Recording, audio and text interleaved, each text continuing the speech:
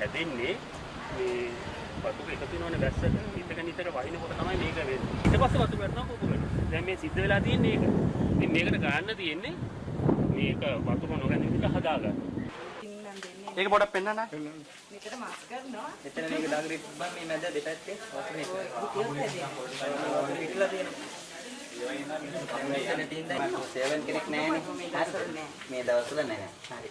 එතකොට මේක පාවිච්චි වෙන්නේ නැහැ. පාවිච්චි වෙන්නේ නැති වුණාම මේ වතුර වලට මధుරෝ ඇවිල්ලා විතර දානවා. හරිද? ඉතින් ඒක නිසා මේ පාවිච්චි කරන්නේ නැති කාල සීමාවට අම්මා හදාගන්න හාල් උරයක් අරගන්න. අරගෙන ඒකට වැලි පුරවනවා. වැලි පුරවලා මේ කටට හිර කරනවා.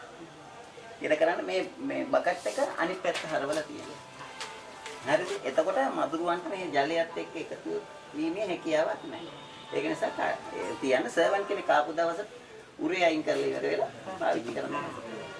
ෆ්ලෂ් කරලා දාන්න. මිනිස්සු නැති වුණත් අනික ෆ්ලෂ් කරාම යනවනේ. ඔක සතියේ දවස් දෙකක් ඔක කරන්න පුළුවන් නම් වැලි කොටේට කරන්න ඕනෙත් නෑ. හරි ලේසි. ලේසිම කරන්න පුළුවන්. වතුර ටිකක් ගාලා ෆ්ලෂ් කරන්න විතරයි තියෙන්නේ.